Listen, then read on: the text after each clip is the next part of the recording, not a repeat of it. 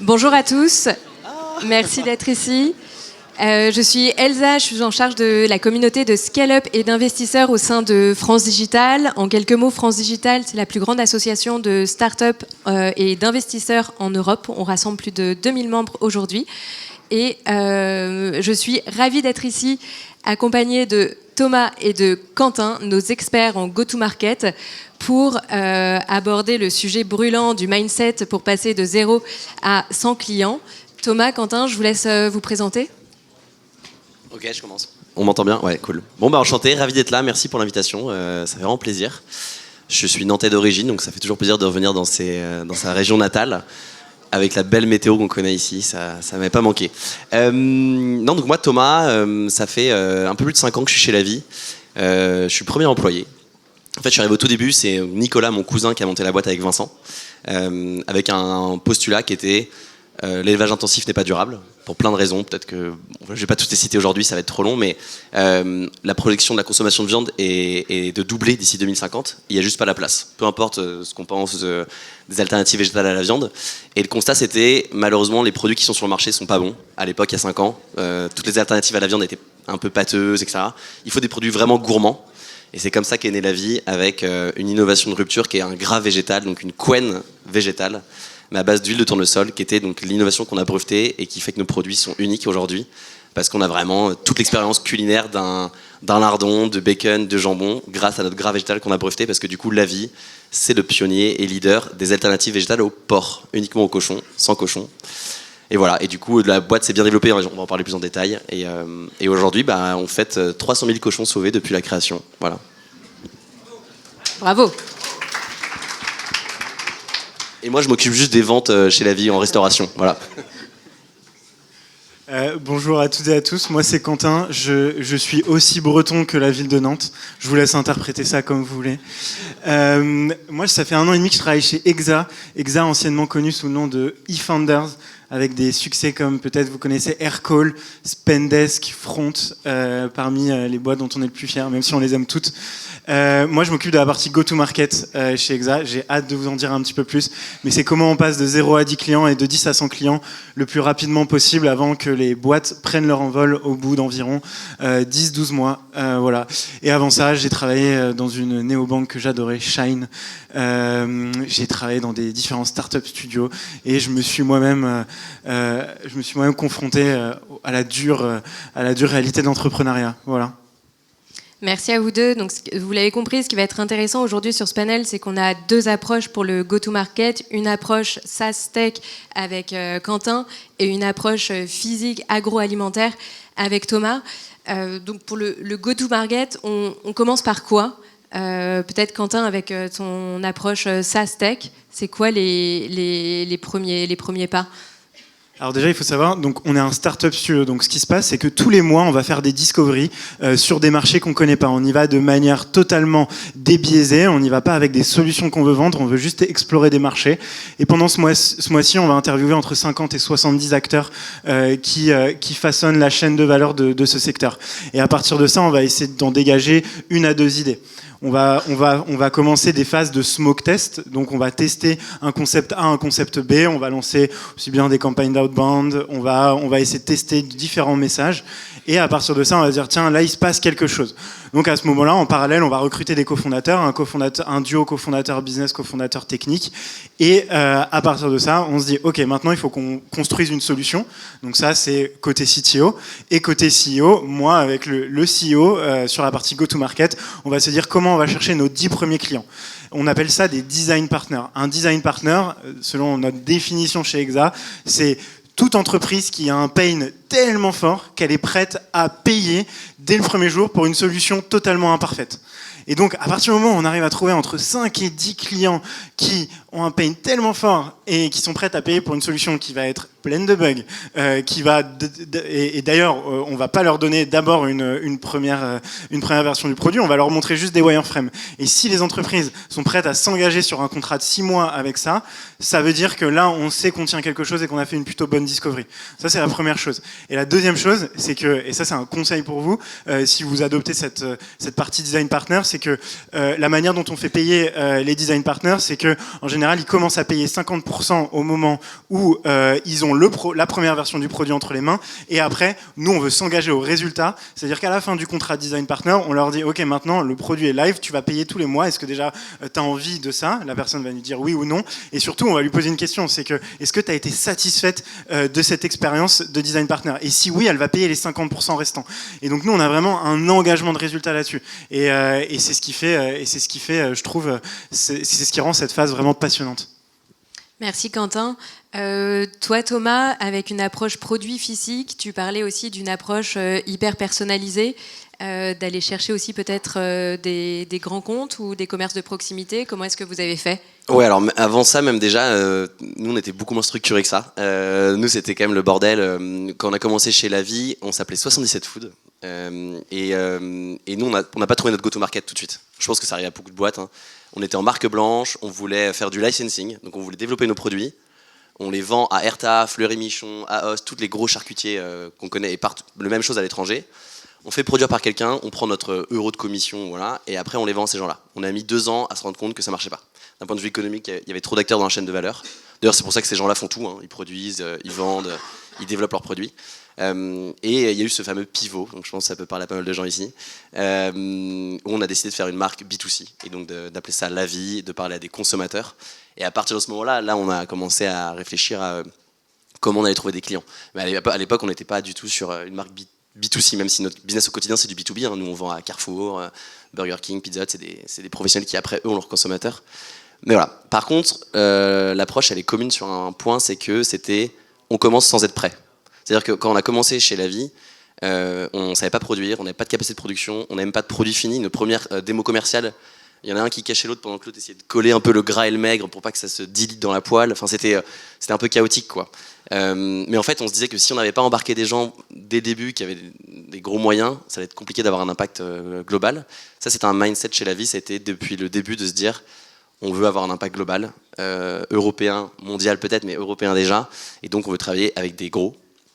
Qui dit travailler avec des gros dit des longs cycles de développement. Et c'était le cas avec Sodebo. Donc Sodebo, c'est notre partenaire de production. Ils sont pas très loin d'ici. C'est eux qui produisent tous les produits La Vie. Et après, ils nous appartiennent 100% à La Vie qui sont vendus après chez nos clients.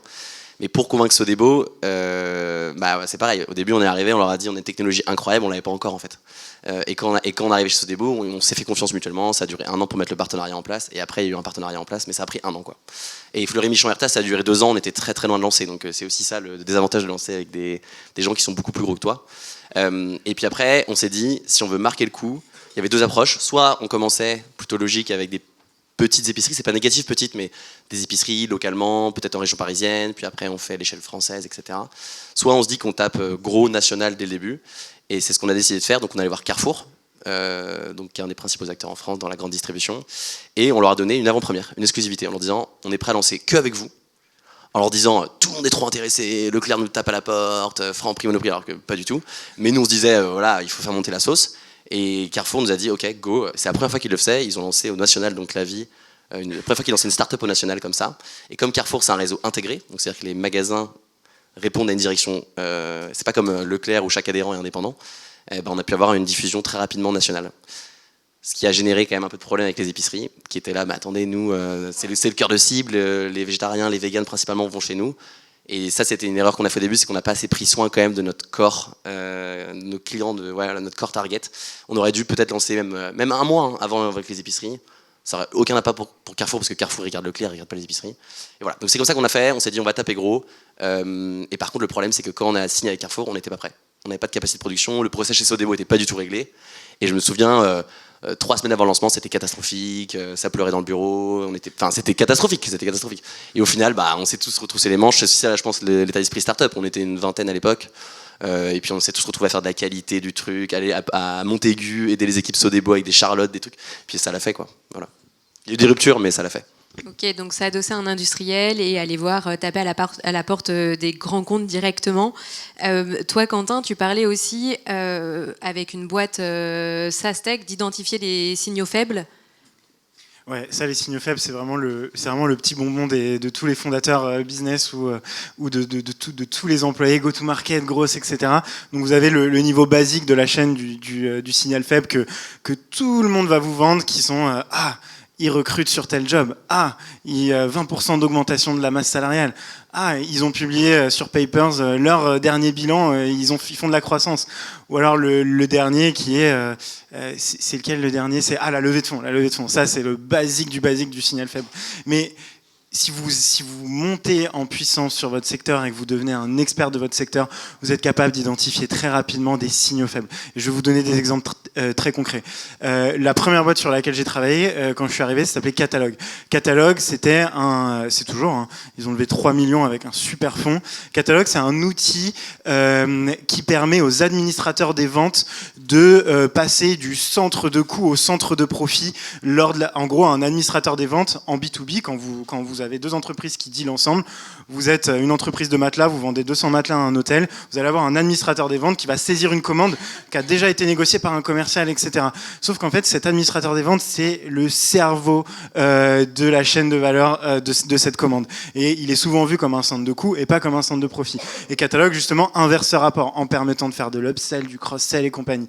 C'est une compagnie c'est une entreprise qui cartonne. Et en fait, on s'était rendu compte d'une chose, c'est que tous les catalogues des professionnels, vous savez, les catalogues papier, tous les catalogues des professionnels, en faisant un peu de requête sur Google, vous tapez file type de .pdf et vous mettez vos mots-clés. Vous mettez catalogue outillage professionnel. Et là, vous avez 200 000 catalogues PDF qui sont indexés. Dans ces 200 000 catalogues, à la page 394, vous avez toujours l'email et le numéro de téléphone, le 06 du directeur commercial.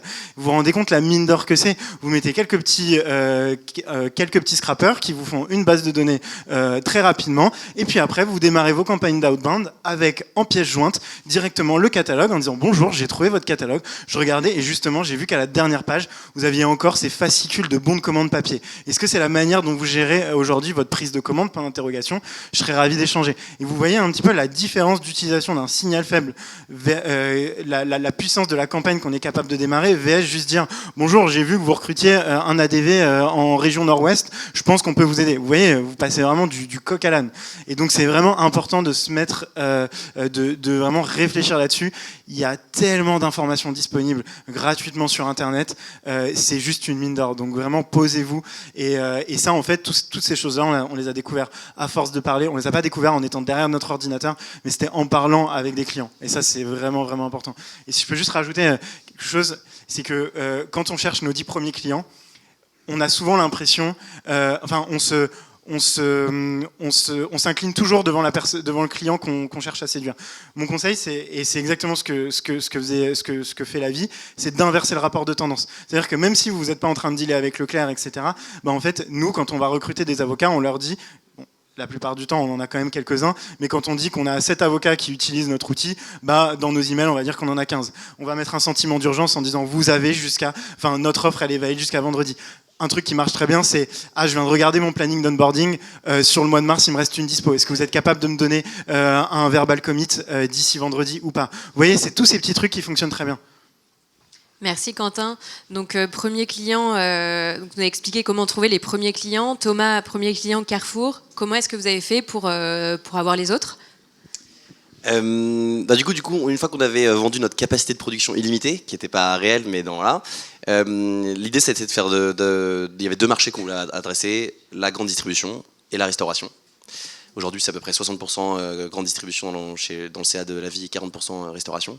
Et là, au début, comme je pense qu'on en parlait en préparation de cet échange, beaucoup de boîtes maintenant sur LinkedIn, on a automatisé la campagne de prospection, on a eu 100 clients en 2 heures. Donc nous, on était en mode, on va envoyer du mailing, il y a 200 000 restaurants en France, on va tous les closer en un mois, on va leur envoyer des bons d'achat qui pourront aller chez ils pourraient aller chez Carrefour et Leclerc acheter un produit avec 50 centimes de réduction. En fait, aucun restaurateur va faire ça. C'est-à-dire qu'ils vont jamais ouvrir la lettre, ils vont jamais peut-être la recevoir, ils vont jamais aller chez Carrefour avec le bon de réduction. Enfin, c'est un truc qui n'existe pas. Surtout que des restaurateurs, ils ont un rythme de fou furieux. Donc, on était un peu berné d'illusions en se disant, on va pouvoir automatiser plein de choses, scaler à fond très vite. La réalité, c'est que ce qui a marché chez La Vie, c'est l'ultra personnalisation. C'est de prendre vraiment le temps de se renseigner sur chaque client et de pas essayer de taper à la porte de tout le monde. Donc ça a été des frustrations parce que parfois on se disait mais c'est tellement dommage de pas aller voir Cogent, c'est des super marques. En fait, on savait qu'il y avait plus de potentiel avec un autre partenaire et mieux valait se renseigner et prendre le temps sur l'autre partenaire. Donc ce qu'on a fait typiquement, pour parler très concret avec des exemples, donc le premier gros client qu'on a eu en restauration, c'est Burger King. Burger King, c'est pareil, quand on a commencé à parler de Burger King à nos invests, ils nous ont dit ça, c'est complètement débile, vous n'avez pas, parce que c'est encore d'autres critères en restauration qui sont beaucoup plus stricts qu'en grande distribution, en termes de qualité, etc. Et à l'époque, on a ouï dire qu'ils étaient en réflexion sur du bacon végétal, notamment en Angleterre. Et du coup, on est parti avec le chef cuistot, on est parti à 2 dans le Eurostar avec un camping-gaz. On s'est pointé en bas du siège social de Burger King. À la pause déj, ils sont sortis, on était en train de cuire notre bacon dans la rue. Ils sont hallucinés, quoi. Ils sont sortis et on était là, c'est pour vous, surprise. On a ouï dire. Et en fait, on a lancé avec eux 6 mois plus tard. Est-ce que c'est ça qui a fait que je sais pas, mais en tout cas ils se sont dit, les mecs se sont bougés, ils ont pris l'Eurostar. Enfin, économiquement ça n'a aucun sens, on faisait les retours de Paris, mais c'est ça qui les a marqués, quoi. Un autre exemple c'est Pizza Hut. Pizza Hut, Domino's avait déjà lancé des pizzas véganes, ils étaient plutôt en avance par rapport à Pizza Hut sur le sujet, et puis ils se regardent tous, ces gens-là. Et il y avait un salon Porte de Versailles, nous, nos bureaux ils sont à Ballard, à Paris, donc c'est à 10 minutes à pied. Et donc je dis au chef, vas-y, commande une pizza Pizza Hut, on va aller au salon. J'avais vu que dans les participants, il y avait la directrice marketing qui était là, que je connaissais pas. Et en fait, on s'est pointé au salon Pizza Hut, c'était de la franchise, avec une pizza qu'on avait fine-tuné la vie avec des stickers partout, le petit t-shirt, le sac de goodies, la petite casquette, etc. Et puis plein de lardons de bacon, beaucoup trop d'ailleurs par rapport à ce que ça aurait dû être. Et on est arrivé, et là, elle a halluciné, quoi. Et en fait, on a parlé 45 minutes et ça a lancé la discussion avec elle. Et quelques mois plus tard, on se retrouvait chez eux. Et c'est une autre petite histoire avec Pizza Hut, c'est qu'ils nous disent on n'a pas de four à pizza. Et on savait qu'il y avait une autre personne qu'il fallait absolument qu'on arrive à convaincre dans la pièce. Et on a dit ok, on peut venir avec une petite surprise. Et ils nous ont dit oui. Et on s'est ramené avec un four à pizza. En fait, on est arrivé dans la salle de réunion, on avait notre petit four à pizza, il y avait le chef qui cuisinait la pizza en live et ils ont halluciné, quoi. Et en fait, cet état d'esprit, je pense, ils ont aimé ça. Et ce truc de on va toujours être créatif mais ultra personnalisé, quoi. Et c'est pareil, même avec la grande distribution, ça paraît être compliqué d'être personnalisé, mais on a envoyé, c'était 300 lettres, je crois, manuscrites, avec du parfum, un bisou avec du rouge à lèvres sur l'enveloppe, à tous les chefs de rayon de chez Carrefour. Parce qu'on s'est dit, s'ils reçoivent ça, la probabilité qu'ils ouvrent le truc est tellement plus élevée que le truc imprimé Chronopost, voilà. Donc c'était ça l'approche chez La Vie, c'était on ultra personnalise. Et même les échantillons, on détestait envoyer des échantillons parce que franchement, tu sais jamais comment ils vont utiliser les produits. Nos produits, c'est quand même des produits, il faut bien les cuire, sinon ça peut être très mauvais. Enfin, pas très mauvais, mais pas excellent, quoi. Et du coup, on envoyait toujours des échantillons. Soit on incitait toujours pour qu'on ait un chef qui vienne. Donc parfois, on avait un food truck, on se ramenait en bas du siège avec le food truck en disant pas besoin d'échantillons. Et en fait, il y avait des employés qui venaient goûter les produits. Soit on envoyait des échantillons avec, voilà, c'était le bac de goodies. Mais pareil, c'était peut-être 30 euros, ça nous coûtait, ça paraissait fou. Mais mieux dépenser 30 euros sur 10 clients que 300 sur 200 clients, mais qui, voilà, verront jamais le produit, quoi. Ok, donc l'audace, la créativité pour aller convaincre aussi ces grands comptes. Si on parle de la stratégie de prix, peut-être Quentin, vous avez une approche assez maligne avec les design partners, un paiement en 2 fois. Tu peux peut-être nous en dire un peu plus? Ouais, comme je le disais juste avant, c'est vrai qu'on a cet engagement de résultat avec 50% qui vont être payés à la fin et 50% au moment où, si les personnes sont satisfaites, et 50% au moment où les gens vont avoir le premier produit entre les mains. Et après, en fait, sur les stratégies de prix, j'ai envie de dire, même nos boîtes qui sont aujourd'hui encore en série A, elles n'ont pas atterri sur encore des stratégies de pricing claires, etc. Donc c'est pas là-dessus où il faut vraiment focaliser toute son attention. En revanche, il faut tenter différents prix. Il faut voir un petit peu comment le marché réagit. Quand vous voulez aller sur de l'enterprise, il faut commencer à aller sur du custom. Essayer de lancer des plans. Essayer de tester aussi les variables d'ajustement. Ça, c'est quelque chose qu'on essaie de travailler le plus tôt possible. Parce qu'en fait, ça va vraiment influencer la roadmap produit de votre entreprise. Dans le sens où, en fait, par exemple, et surtout avec aujourd'hui l'intelligence artificielle, vous avez l'avènement du pay-per-use, du crédit, etc., etc. Et donc, en fait, les stratégies de pricing, elles deviennent de plus en plus compliquées compliqué. Et en fait, regardez juste dans l'usage de votre produit, quelles sont les variables d'ajustement. Par exemple, est-ce que c'est un nombre de runs, est-ce que c'est un nombre de sièges, etc. Par exemple, avec des boîtes comme Tango, qui est un outil d'analyse et de réponse assisté par intelligence artificielle pour répondre aux appels d'offres publics, en fait, nous, de base, on a conçu l'outil pour se dire on veut que toutes les équipes soient dessus, collaborent sur Tango. Et en fait, on voyait que tout le reste du marché faisait du pricing au siège. Mais en fait, vous savez très bien, et on est tous les premiers à faire ça, c'est qu'on se partage un compte ifunders@tango.cc et en fait, tout le monde se connecte dessus. Donc là, en fait, vous tuez toute la partie fonctionnalité, toute la partie collaboration de votre produit. Donc en fait, c'est vraiment regarder l'usage et en fonction de l'usage, vous allez voir des variables d'ajustement qui vont vous permettre de commencer à itérer sur votre pricing. Et nous, c'est vraiment la manière dont on fonctionne. Mais si je dois vous donner des ordres de grandeur sur des design partner programmes, sur 4 à 6 mois, on va se situer entre, ça peut aller de 1500 à 6-7 000 euros selon le marché qu'on vise, si on est plutôt SMB ou Enterprise. Ouais, donc l'engagement aussi de ces premiers design partners, d'avoir une approche collaborative. Ouais. Prenez du feedback de ces premiers clients. Toi, Thomas, comment est-ce que vous avez fait? Comment est-ce que vous êtes positionné dès le départ? Est-ce que vous avez fait aussi un pivot sur ce prix ou...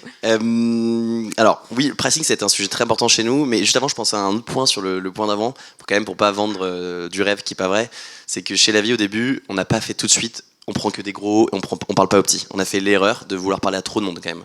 Et du coup, on s'est fatigué. Donc je préfère le partager quand même, on s'est fatigué et on a mis du temps à avoir 3 critères très très précis chez Lavie pour sélectionner n'importe quel partenaire avec qui on bossait. Et donc du jour au lendemain, on a dit à des gens comme Cogent, comme Poca White, ça qu'on bosse plus avec eux parce que ça répondait plus aux 3 critères. Donc c'était un peu, ça paraissait un peu violent de faire ça, mais concrètement, si on n'avait pas un partenaire qui avait une affinité avec la marque, qui avait un potentiel business évidemment important et qui avait surtout un business access, ce qu'on appelle business access, c'est le cycle de vente qui est pas trop long, qui est pas démentiel. Donc, typiquement, on a fait des grosses erreurs. Accor, ça a été très compliqué. C'est un super partenaire, mais c'est très fragmenté. Il faut aller convaincre chaque hôtel. C'est pas du tout centralisé. Ça, c'est un truc qu'on n'a pas bien pris en compte au début. À comment la prise de décision est prise chez le partenaire. Si c'est pas centralisé, honnêtement, moi, mon conseil, en tout cas chez Lavie, c'est qu'on ne le fait plus, quoi. Parce que c'était tellement compliqué. Tu parles à tellement d'interlocuteurs, tu sais pas qui est le décisionnaire. Donc, savoir directement qui est le décisionnaire. Donc voilà, ces 3 critères, on a mis un peu de temps à les mettre en place. Une fois qu'ils étaient mis en place, ça a roulé. Et ça roule, il y a encore plein de galères, mais voilà, c'était juste pour revenir là-dessus parce que ça n'a pas été tout de suite, on prend que des gros et voilà. Sur le pricing, en fait, nous on était plutôt pragmatique, c'est juste qu'en fait on avait un coût de revient, on achetait les produits à Sodebo et on avait un objectif de marge à 4 ans. Et en gros, chaque année on devait gagner X points de marge et donc on devait commencer minimum à ce prix-là. Le problème c'est que du coup on était décorrélé du prix de la viande parce qu'en France, peut-être que vous le savez, mais la viande est très subventionnée par l'État, beaucoup plus que dans d'autres pays. Pour vous donner un ordre d'idée, aux Pays-Bas, nos produits sont 1 euro par barquette moins cher que la viande. En France, il y a à peu près 30% de plus. Donc c'est juste incomparable, parce qu'aux Pays-Bas, c'est pas subventionné, hein, c'est la seule raison. Et l'idée avec Sodebo, c'est d'avoir des coûts de production qui soient les plus bas possibles par rapport à si on l'avait fait nous-mêmes. C'était aussi un objectif de travailler avec un gros, c'est qu'on ait un coût de revient le plus bas possible. Mais voilà, on est parti de notre coût de revient en assumant pour le coup un côté premium. On sait que nos produits sont 20 à 30% plus chers que la viande, et on l'assume. Et aujourd'hui, Sodebo est investisseur aussi chez vous, à départ chez vous? Ouais, ça y est. Okay. Récemment. Ok.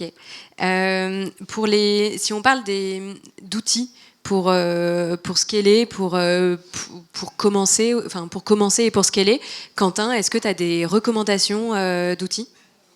Alors, sur la partie go-to-market, grosse, etc., il y a des milliers d'outils, donc perdez pas 6 mois à benchmarker un peu tout ça. Aujourd'hui, ils font un peu tous la même chose. Mais si je devais vous donner un petit peu mon setup, alors moi, je pense que je fais partie des personnes les moins techniques de la grosse en France. Je mets beaucoup plus mes pions sur la partie créativité, c'est ce qui me passionne le plus. Mais disons qu'aujourd'hui, un setup basique, et si vous aviez un petit budget de 200 € par mois en tant qu'entrepreneur pour lancer votre boîte, vous donnez un compte LinkedIn Sales Navigator. Vous prenez le forfait à 70 € par mois sans engagement. Franchement, honnêtement, vous allez pouvoir constituer toutes vos listes, etc. Ensuite, vous mettez un Phantom Buster avec un forfait qui va vous permettre de pouvoir exporter toutes vos recherches, les enrichir, etc., etc. Justement, pour la partie enrichissement, un outil que j'aime beaucoup qui est Full Enrich. Vous achetez des crédits ou vous abonnez chaque mois, vous avez les numéros de téléphone et les emails. Et puis après, si moi je suis plus team gérer mon CRM et mon PRM prospect relationship manager, je fais tout sur un Airtable. C'est la manière dont on fonctionne chez Exa. Mais après, vous avez des outils de séquençage un peu plus poussés si vraiment vous faites beaucoup d'outbound. Et là, bien sûr, je fais la pub d'un des futurs speakers à l'Emlist, qui est un très bon outil avec une prise en main ultra simple. Donc franchement, si je devais vous recommander ça, allez-y les yeux fermés, vous n'allez pas perdre de temps. Toi, Thomas, tu as des outils que tu utilises pour le suivi de tes ventes, tes clients, tes grands comptes? Oui, alors nous, il n'y a rien de folklorique, mais on a un CRM. Ça, pour le coup, c'était un parti pris depuis le début, c'était de ne pas utiliser Excel. Je pense que beaucoup de boîtes le font au début. Moi, non, c'est pas du tout ma recommandation. On a pris Pipedrive, qui est un CRM assez basique, hein, il y en a plein d'autres. Mais depuis le début, ça nous a aidé, parce que dès que tu as quelqu'un qui part de la boîte, etc., tu as tout l'historique, tu as toutes tes relances automatiques. C'est hallucinant le nombre de commerciaux qui n'ont pas de relance automatique et qui oublient juste de relancer des prospects juste à cause de ça, quoi. Donc pour moi, le CRM, ça reste la base. Après, on a un outil qui s'appelle Looker, L2OKER, qu'on a un peu configuré nous-mêmes, qui n'est pas du tout compliqué par rapport à des gros ERP, qui nous permet d'avoir toute la data en temps réel, avec le chiffre en énorme qui est le nombre de cochons sauvés. Et après, on a, vraiment, hein, pour de vrai, et après, on a notre CA, on peut faire par client, par filtre, par produit, tout ce qu'on veut, par géographie. Et puis après, on a des outils de communication classiques en interne dans la boîte et tout ça, mais voilà. Après, Nicolas, donc le fondateur, il y a un état d'esprit très automatisation. Donc on essaie d'automatiser un maximum de choses. Encore une fois, hein, on reste ultra personnalisé avec nos clients, les interactions externes, etc. Mais en interne, de se dire qu'on essaie de connecter un maximum de choses. On utilise pas mal Zapier pour connecter des tâches aussi. Voilà. Et si je peux rajouter, pour ceux qui font du product-led growth, donc qui ont un accès direct, etc., sur leur assez self-serve, un très bon outil qui fait du mapping d'événements s'appelle Postog.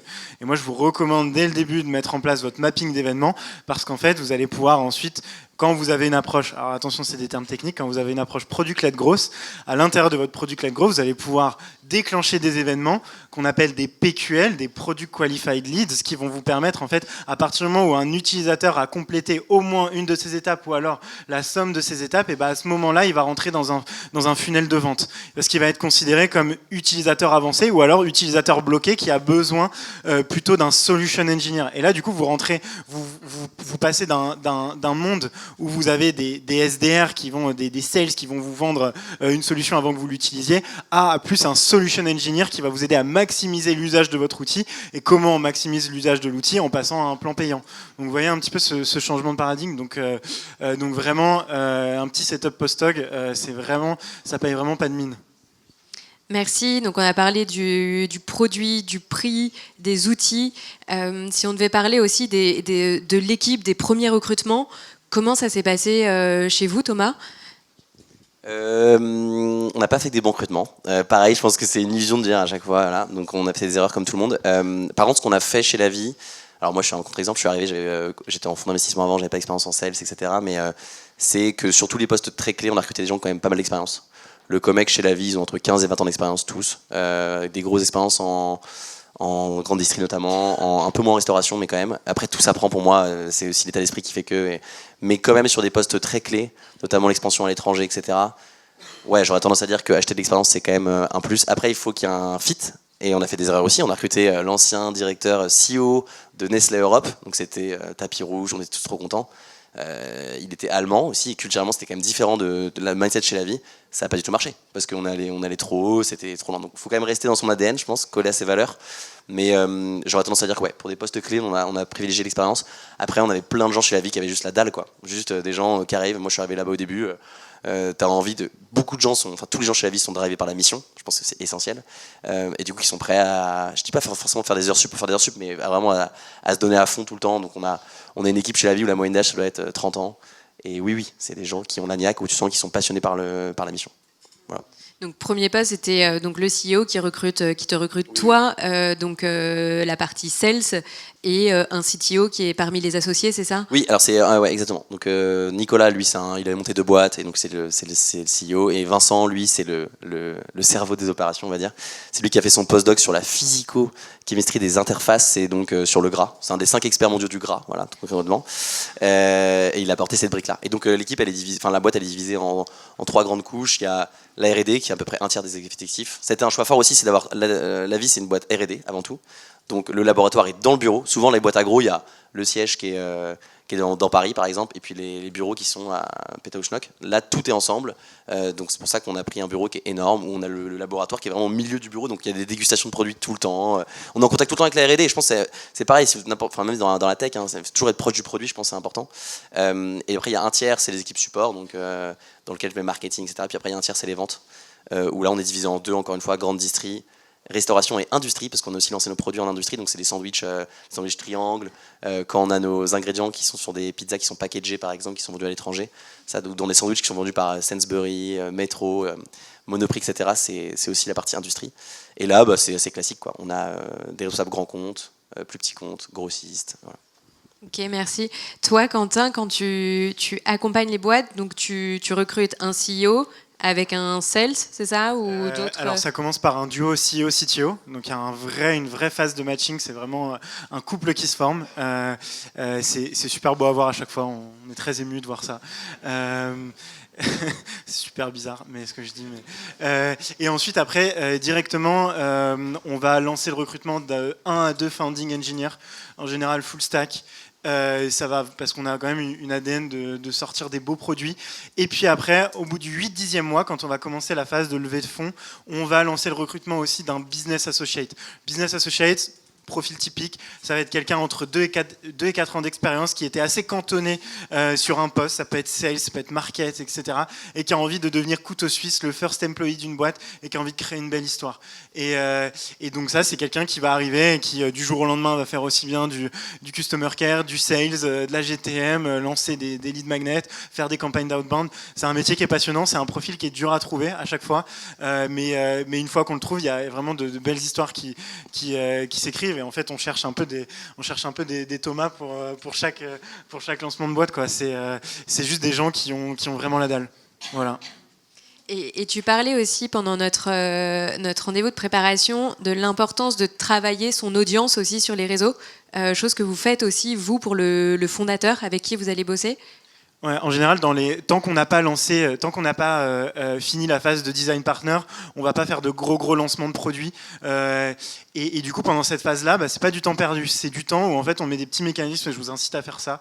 C'est que chaque semaine, tous les CEO, ils doivent ajouter 200 personnes qui sont liées à leur marché. Donc chaque semaine, ils ont un KPI, c'est ajouter. Est-ce que tu as bien ajouté 200 personnes qui bossent dans les marchés publics cette semaine? Et donc ça, c'est le premier truc. Et donc typiquement, vous voyez, Hugues, son titre LinkedIn, c'est passionné par les marchés publics. C'est ça depuis le premier jour. Et chaque semaine, il ajoute 200 personnes. Ce qui fait qu'ensuite, après, on va aller poster 2 fois par semaine du contenu. Un contenu qui est très lié leadership sur les marchés publics, ce qui va penser des marchés publics, les évolutions, etc. Et un contenu un peu plus lié au produit ou à la boîte.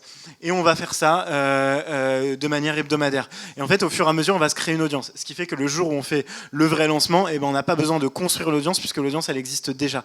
Et honnêtement, ça c'est vraiment un de mes conseils, c'est que avant de commencer à faire du paid, etc., juste en fait, si vous êtes en B2B, exploitez LinkedIn de la même manière que si vous étiez en B2C, un de vos premiers réflexes, ce serait de créer un compte TikTok ou un compte Instagram, avoir une approche communautaire, et le jour où vous lancez, vous avez déjà une communauté de 10-15 000 personnes. Et vous répliquez exactement le même modèle sur LinkedIn. Et aujourd'hui, LinkedIn vous encourage à faire ça. Et honnêtement, le nombre de leads qu'on génère chaque jour en lançant des lead magnets sur LinkedIn, en faisant du call d'outreach sur LinkedIn, c'est juste impressionnant et ça nous coûte pas un rond. Donc vraiment, foncez. Toi, Thomas, côté com, réseaux sociaux, comment est-ce que vous faites? Toi, est-ce que tu es hyper actif sur les réseaux? Tu es fondateur? Est-ce que ça vous aide à aller chercher des clients? Et sur quel réseau vous êtes?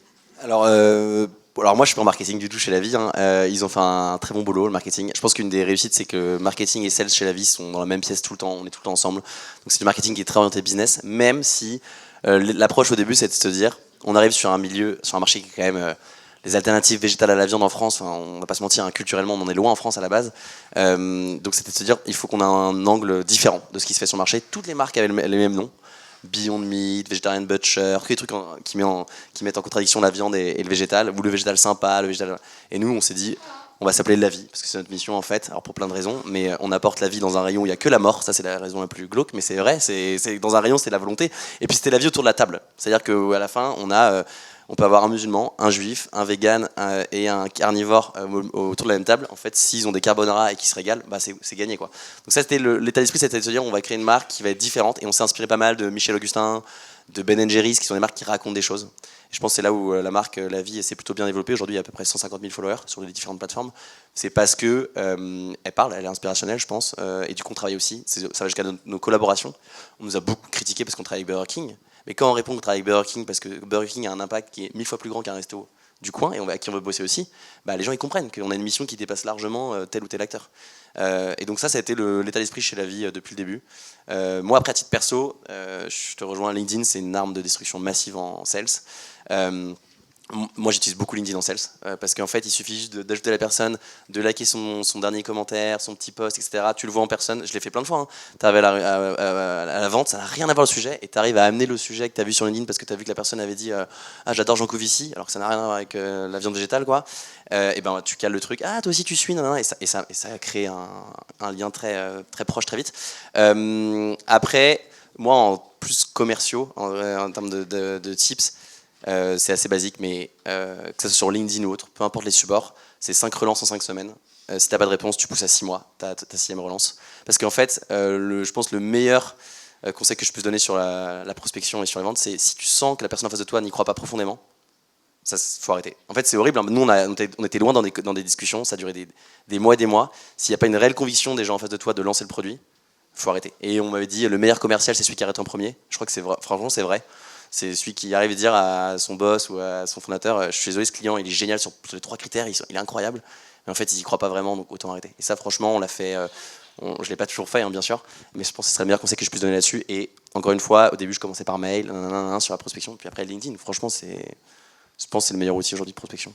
Ça, c'est génial. Nous, on a un CEO qui est très fort là-dedans. Il fait sa qualification, il utilise un framework très connu, BANT.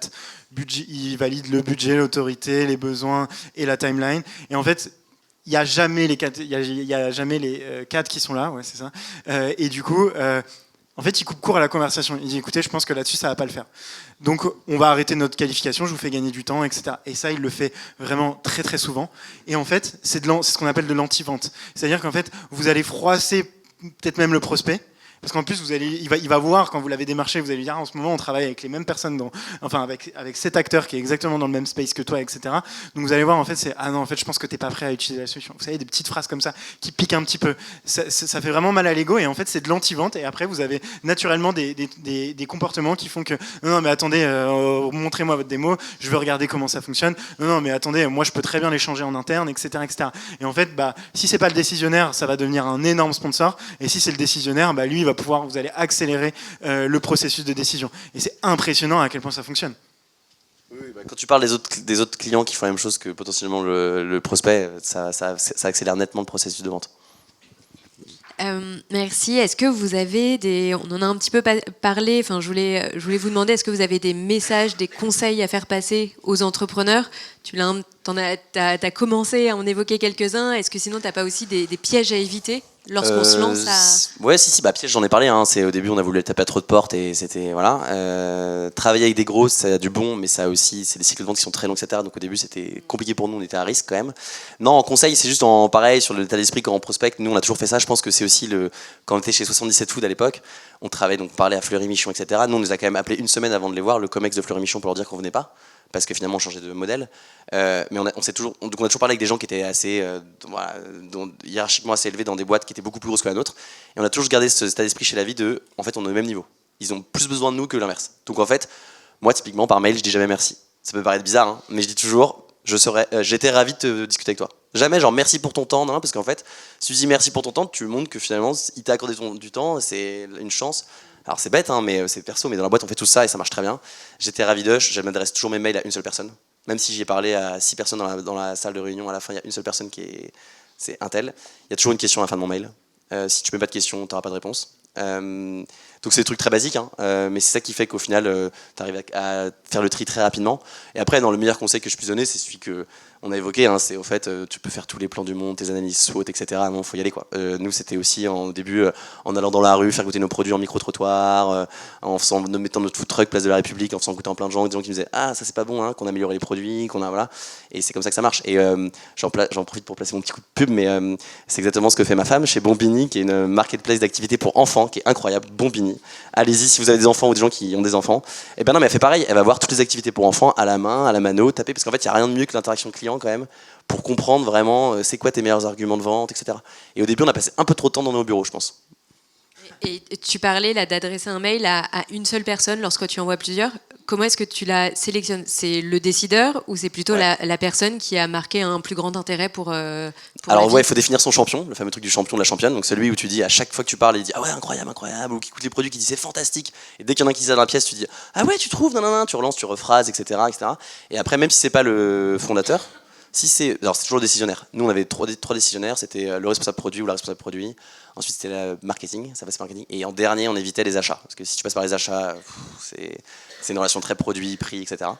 Et ouais, on s'adressait toujours à la responsable produit, même si tu avais chez Burger King, je m'adresse à la responsable produit et en CC tu as le fondateur ou autre, enfin le PDG, tu vois, mais au moins il a l'information, mais tu t'adresses à une personne et elle se sent honneur voilà, de répondre.